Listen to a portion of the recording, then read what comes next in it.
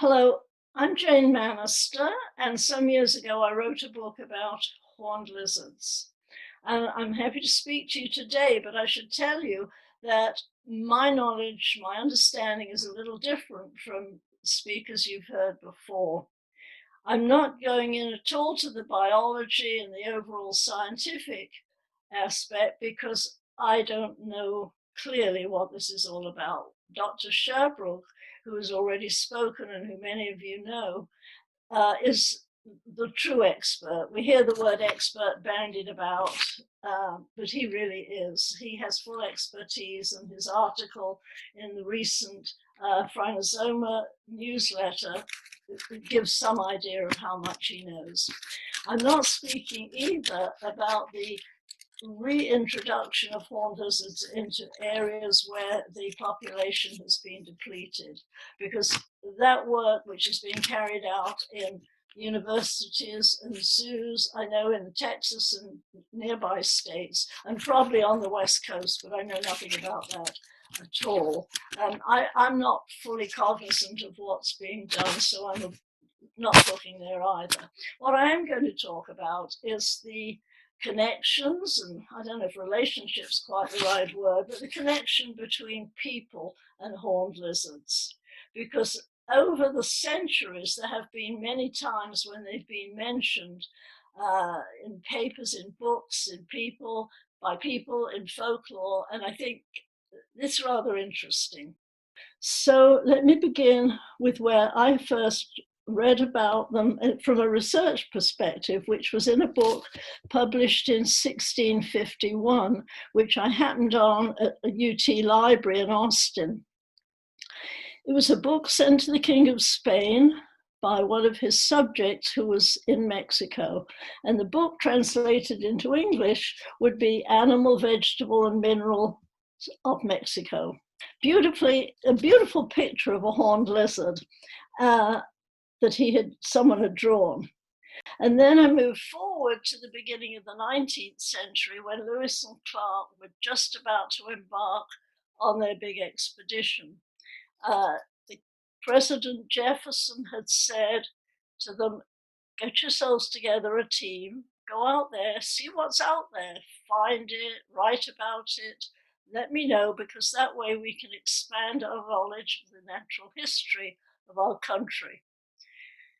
Just before they left, they saw a horned lizard by the river near St. Louis, and they sent it to the president along with a map showing where they intended to go, and also, weirdly, a hairball from the stomach of a bison.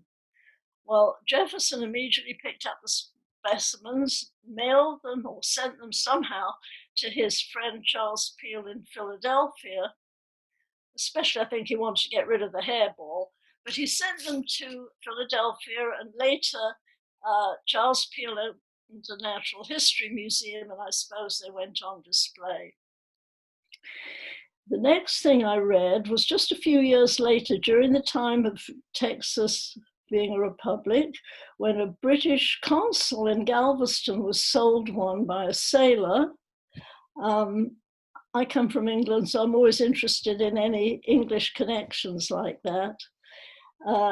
He was going to take it back to England. I don't imagine it survived even getting onto the ship. But the 19th century was a big one for horned lizard sightings. A man called Reuben Thwaites collected articles, papers that were sent and written first and then sent, describing their travels west. The book he compiled was called Early Western Travels, and it dated from mid-18th to mid-19th century. And while the horned lizard was never the lead player in any of the records of the places people visited, they were mentioned many times so that people began to know that they were out there. During the 19th century also, two ethnographers or anthropologists traveled at different times to stay with and study American Indians of the Southwest.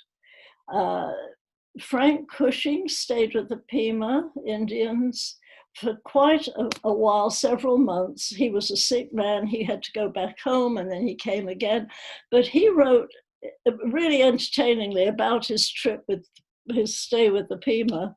And then it's not terribly long after, Frank Russell wrote about the Zuni, and in his paper that he wrote, he included copies of a lot of the fetishes of the horned lizard. There was a significant amount written about further connections with Southwest Indians, which I can't go into now. It takes too long, but I will sometime because it's very interesting. Later in the 19th century, another Brit, Frank Buckland, wrote an article in Popular Science Monthly, drawing a beautiful picture again. Now, Frank Buckland was a weird character. He submitted animals to the London Zoo.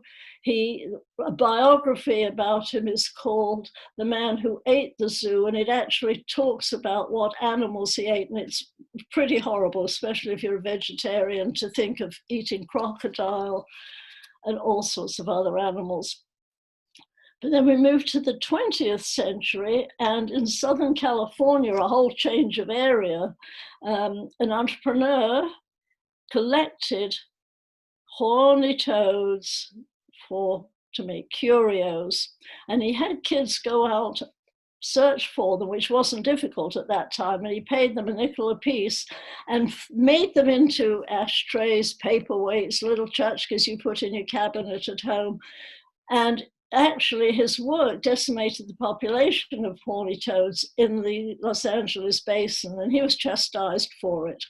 But in fact, it didn't put an end to collecting, because in no less than the New York Times in the late 1920s, there was an article saying that they were still being widely collected. I think the article actually derived from a Phoenix paper.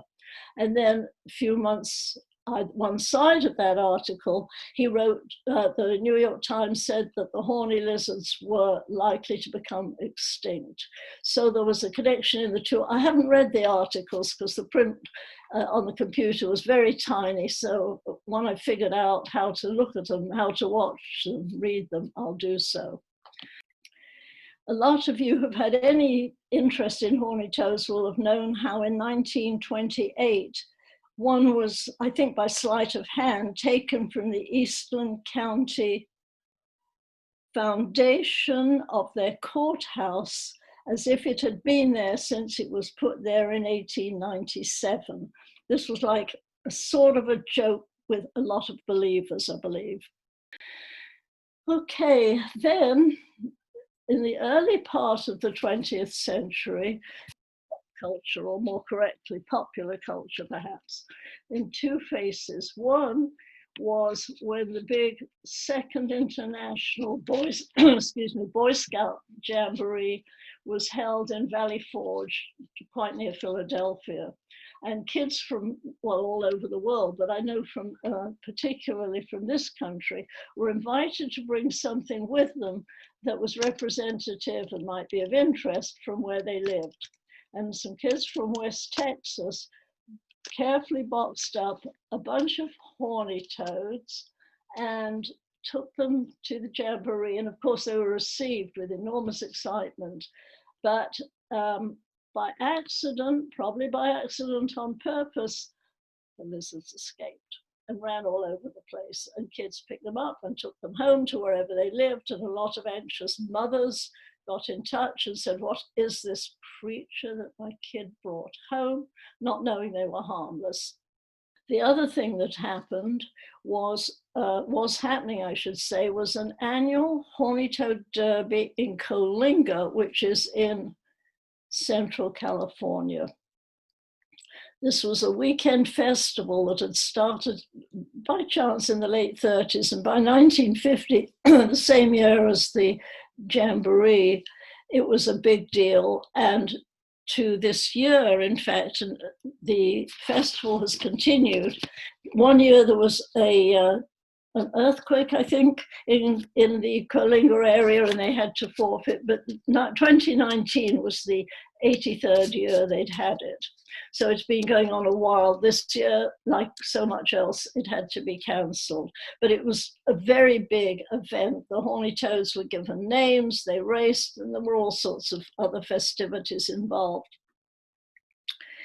But the horny toad has entered pop culture and other areas too. There are license plates in Texas, as any Texan will tell you, featuring a horny toad. And so wherever you go in the country, if you see a Texas car license plate, chance you'll see it. The other thing which we know is how the university TCU has adopted it for a mascot, and there are various legends and stories about how that happened. Another thing was a character or a group of characters were named Horny Toad Men, and that was because there was a small railroad that ran from Albuquerque to El Paso, and it went over and smushed millions of horny toads. And the engineer had to get out of the train repeatedly to brush them off the tracks with a broom. And so whoever was the engineer got that name. What I found very interesting was the number of times that the lizards entered fiction. For instance, most of you will know, have either read or seen the movie, which I haven't because it's not in my heritage, as it were, of the book Old Yeller by Fred Gibson, where there was the horny toad was one of the most important things in the book.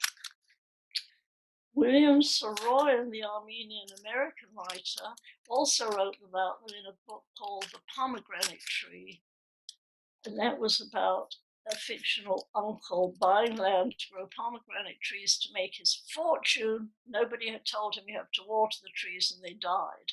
But while he was showing his nephew the land he'd bought, he saw one. This is the fictional uncle. He saw a horny toad and panicked and asked, "Is it poisonous?" And the kid said, "You mean to eat, or is it going to kill you?" He said, "I don't know, get it out of the way." So that was actually a very entertaining story.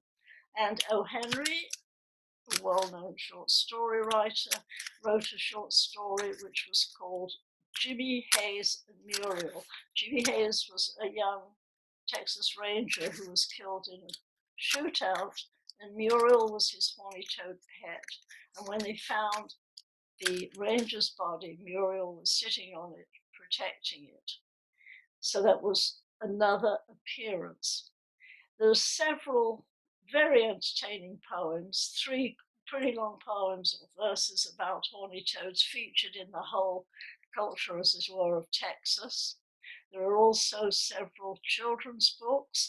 They're always a bit curious about how they appear to children, most of whom will never have seen them, and a number will never have heard of them, but they're popular, particularly in what do I call picture books.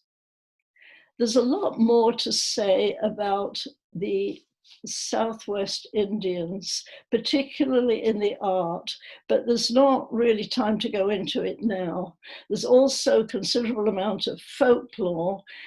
I see it from Texas and the surrounding states, but I'm sure there's plenty more in California, which I haven't happened on yet.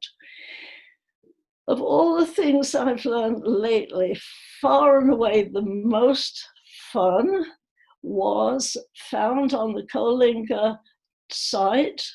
The site is actually, I think, colingachamber.com is the Chamber of Commerce site. There is an 8-minute video from 1957 of the Johnny Carson show, where he and 2 other guys who are up in the studio race horny toads across the floor of the studio, which you have to see. I'm not going to tell you what happens, although it's probably pretty predictable, but it's a lot of fun. I'm going to close here, but say if any of you have things to add to this, because whatever I'm talking about will eventually appear in a paper, maybe not this week, but within the foreseeable future. And I'd love to know if any of you know, can tell me more stories. I belong to the society, of course, so someone there will give you my email. So if possible, drop me a line and let me know so we can add to the body of literature about human horny toad, what do we call it, interconnection, exchange. Thanks for listening. I hope to hear from you.